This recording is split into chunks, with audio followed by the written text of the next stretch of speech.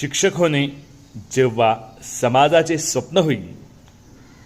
सध्या आपल्या देशातील सर्वात हुशार विद्यार्थ्यांना व्यक्तींना काय व्हायचं आहे?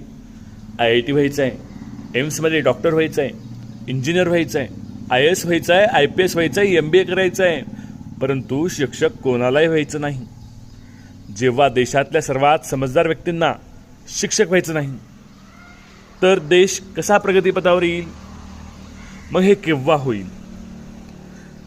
जेव्हा अमेरिका व युरोपियन देशात डॉक्टर व इंजिनियरपेक्षा शिक्षकांना वेतन अधिक मिळेल तेव्हा हे होऊ शकतं.